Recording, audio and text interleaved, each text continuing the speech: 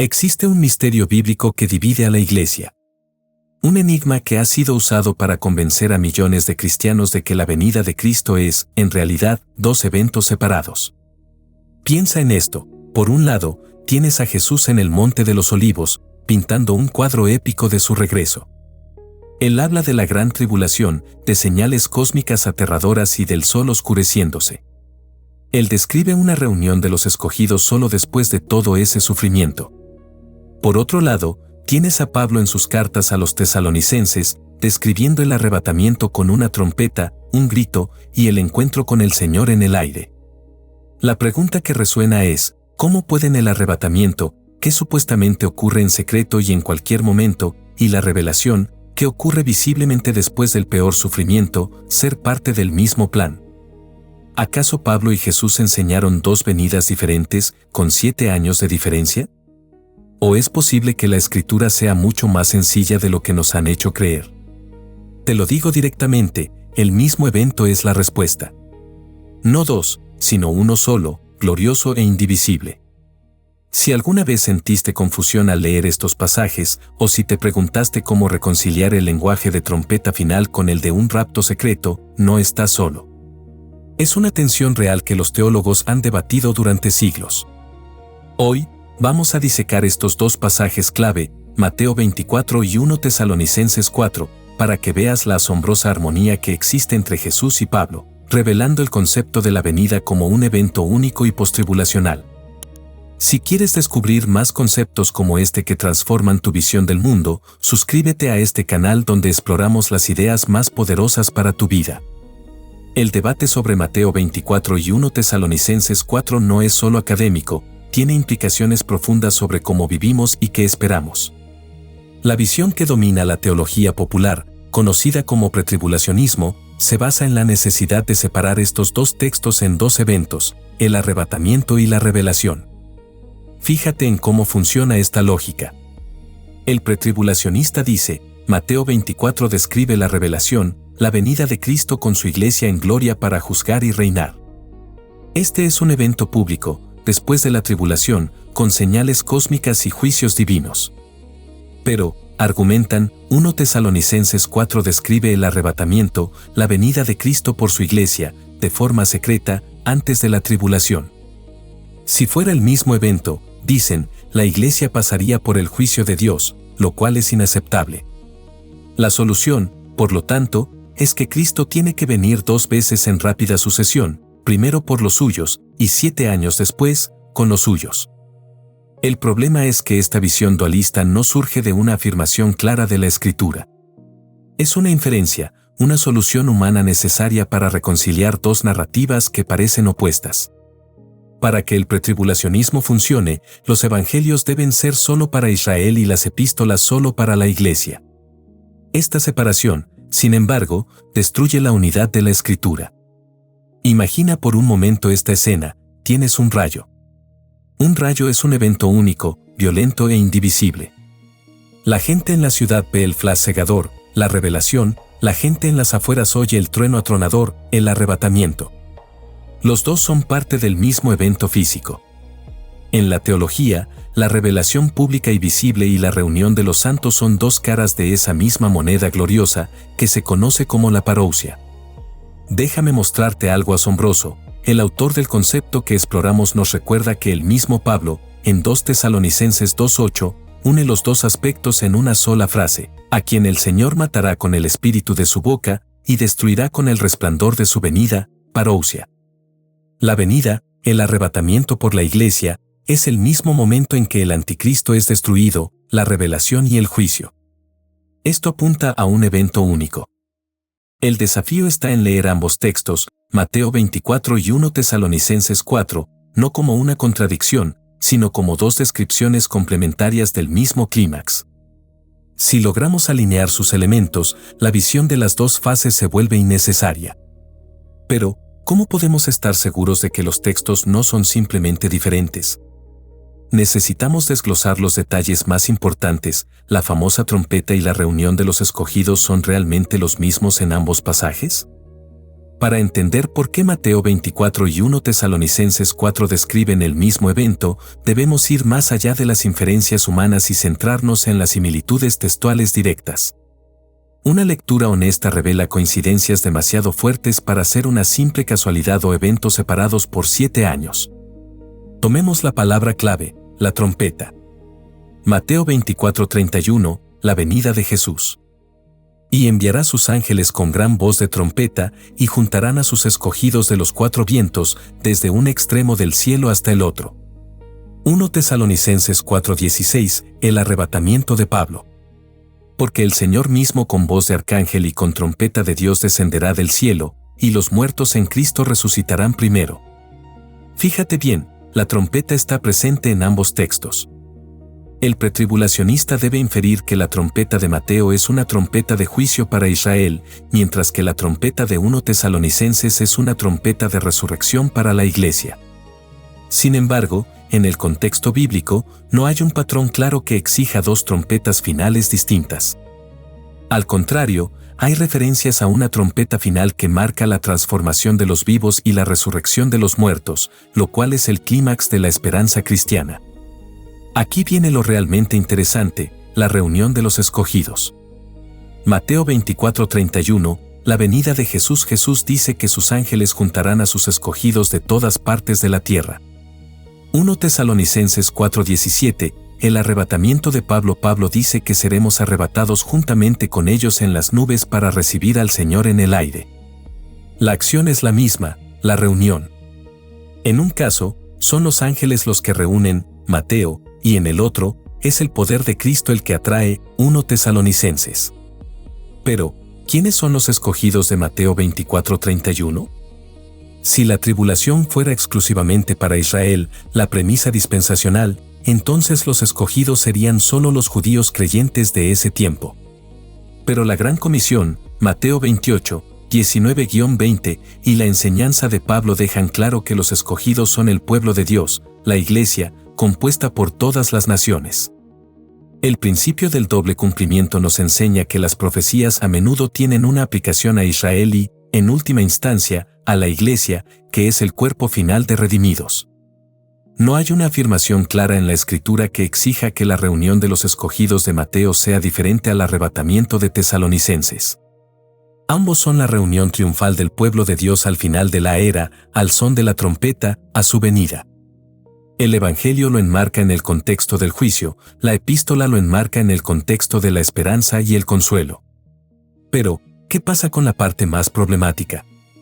¿Cómo puede el arrebatamiento, que es nuestra esperanza bienaventurada, ocurrir después de un periodo de juicio terrible? La clave está en una distinción sutil, pero crucial, que Pablo establece en sus propias cartas. El argumento más fuerte a favor de la unidad de la venida y en contra de las 2 fases no viene de Mateo, sino del mismo Pablo en 2 Tesalonicenses 2, 1, 10. Este pasaje está diseñado para corregir la confusión que la gente de Tesalónica tenía sobre la cronología de los eventos finales. Pablo les recuerda a los creyentes. Pero con respecto a la venida, parousia, de nuestro Señor Jesucristo y nuestra reunión con Él, os rogamos, hermanos, que no os dejéis mover fácilmente de vuestro modo de pensar. 2 Tesalonicenses 2, 1, 2. La palabra parousia, venida, y la frase nuestra reunión con Él, el arrebatamiento, están unidas en el versículo 1. El pretribulacionista argumenta que esta es la primera fase, el arrebatamiento, pero fíjate en lo que Pablo dice que debe suceder antes de este evento. Primero, la apostasía, debe venir primero la rebelión. Segundo, el hombre de pecado, el anticristo debe ser revelado. El apóstol enfatiza que el día del Señor, que es el día de la venida y de la reunión, no vendrá hasta que estos 2 eventos, apostasía y revelación del anticristo, ocurran. Esto es una afirmación clara de la Escritura. Y aquí está el clímax intelectual, ¿qué hace Jesús en su venida? Pablo responde en 2 Tesalonicenses 2:8. Y entonces se manifestará aquel inicuo, a quien el Señor matará con el espíritu de su boca y destruirá con el resplandor de su venida, parousia, punto. ¿Sabes lo que más me fascina de esto? El mismo evento que Pablo llama la reunión con el arrebatamiento, también es el evento que destruye al anticristo. Si la iglesia fuera arrebatada 7 años antes de la tribulación, pretribulacionismo, el anticristo tendría que ser destruido en la segunda fase, la revelación. Pero Pablo usa la misma palabra, parousia, venida, para describir ambos la reunión y la destrucción del anticristo. Esto nos dice que el arrebatamiento, la revelación y la destrucción del inicuo son un evento único y simultáneo al final de la era. Imagina esta escena por un momento. El regreso de Cristo no es un proceso en 2 etapas. Es un relámpago que ilumina el cielo de extremo a extremo, Mateo 24:27. En ese mismo instante, el anticristo es juzgado y destruido, y el pueblo de Dios es reunido y transformado. Esto resuelve la tensión. El arrebatamiento no es secreto. Es visible, ruidoso y está precedido por señales, la revelación del anticristo. Si esta revelación te impacta tanto como a mí, dale like para que más personas descubran esta verdad. Pero, ¿hay un último cabo suelto, el sufrimiento? El pretribulacionismo se sostiene en el argumento de que Dios nunca expondría a su iglesia a la ira, orge. La clave para la unidad de los pasajes está en distinguir entre la ira de Dios y el sufrimiento terrenal. El principal punto de dolor de nuestro público es la pregunta: ¿cómo puede la venida de Cristo ser la esperanza bienaventurada si ocurre después de la tribulación? Si la iglesia pasa por la tribulación, ¿no significa eso que está experimentando la ira de Dios?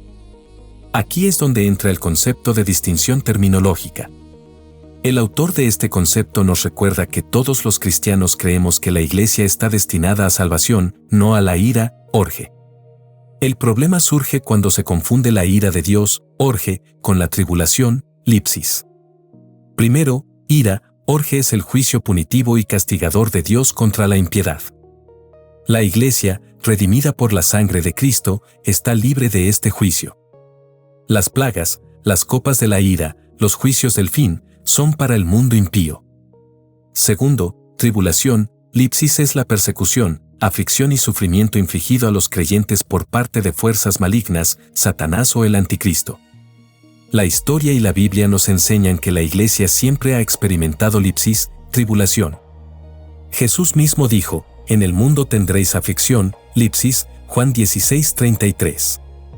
Imagina la analogía de Israel en Egipto. Los israelitas estaban en la tierra, rodeados por la plaga, el juicio divino, la ira, pero fueron sobrenaturalmente abrigados de ella. Su salvación no fue la remoción total de la tierra, sino la protección divina en medio de la aflicción. Déjame mostrarte algo asombroso que une esto con 1 Tesalonicenses 4. El arrebatamiento es nuestra recompensa, nuestra unión con Cristo. Es la transformación corporal de lo corruptible a lo incorruptible. Para aquellos que murieron en la tribulación, los mártires, el arrebatamiento es el momento de la resurrección. Para los vivos, es el momento de la transformación. Este evento ocurre justo cuando la ira de Dios se derrama sobre el mundo, pero la iglesia está libre de esa ira, incluso mientras experimenta la persecución del anticristo.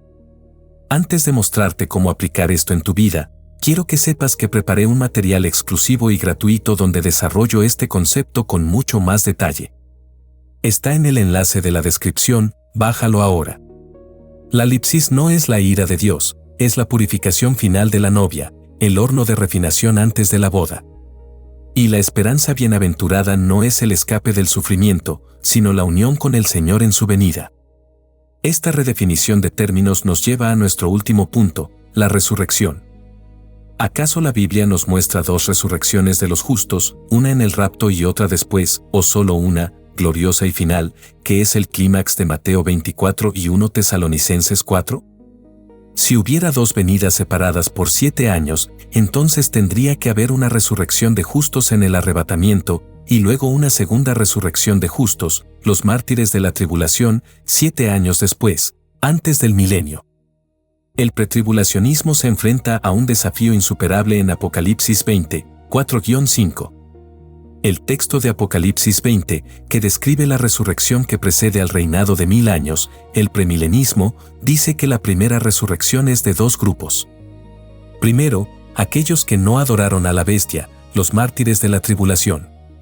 Segundo, aquellos que vivieron y reinaron con Cristo por 1000 años, los santos. El texto no establece que estos dos grupos resuciten en momentos distintos. Al contrario, los lista a ambos como participando en la primera resurrección que ocurre después del regreso de Cristo en gloria para destruir a sus enemigos, Apocalipsis 19. Si el arrebatamiento de 1 Tesalonicenses 4 fuera 7 años antes de la tribulación, la primera resurrección se habría dividido artificialmente en dos subfases. La primera sería la resurrección de los santos de la Iglesia en el arrebatamiento, la segunda sería la resurrección de los mártires de la tribulación. Sin embargo, el texto de Apocalipsis 20 los une en una sola primera resurrección que precede al milenio.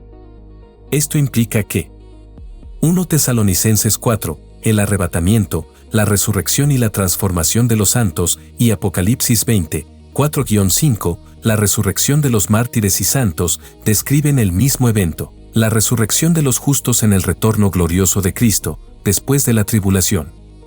Déjame resumir lo que hemos descubierto. Mateo 24 y 1 Tesalonicenses 4 no se contradicen. Primero, simultaneidad, Mateo 24 y 2 Tesalonicenses 2 Jesús regresa después de la tribulación con señales visibles, Mateo 24. Pablo dice que su parousia, venida, destruye al anticristo y es nuestra reunión con él, 2 Tesalonicenses 2. Segundo, mecanismo, 1 Tesalonicenses 4 y Mateo 24 ambos textos describen la trompeta final, la voz de mando y la reunión de los escogidos. Estos elementos son los mecanismos del arrebatamiento. Tercero, cronología, Apocalipsis 20 la resurrección final de los justos, arrebatamiento incluido, ocurre después de la tribulación y antes del milenio. El arrebatamiento es la parte personal de la venida de Cristo, el encuentro glorioso en el aire, la revelación es la parte pública, la destrucción del mal en la tierra. Son como la parte interna y externa de una única y poderosa explosión final. La escritura es coherente, el arrebatamiento es un evento postribulacional que ocurre simultáneamente con la revelación de Cristo en gloria. El verdadero poder de este concepto está en la acción. ¿Qué significa todo esto para tu vida de santidad y tu preparación para el futuro? Ahora ves que Mateo 24 y 1 Tesalonicenses 4 no son dos eventos en conflicto, sino dos perspectivas de una única, gloriosa, visible y atronadora venida de Cristo. Descubrimos que el arrebatamiento, la reunión de los escogidos, y la revelación, el juicio del anticristo, son simultáneos. Esto promueve la unidad de la Escritura y restaura la visión histórica de la Iglesia primitiva. A partir de hoy, tu esperanza no debe ser el escape de la aflicción, sino la unión cierta con Cristo en su regreso.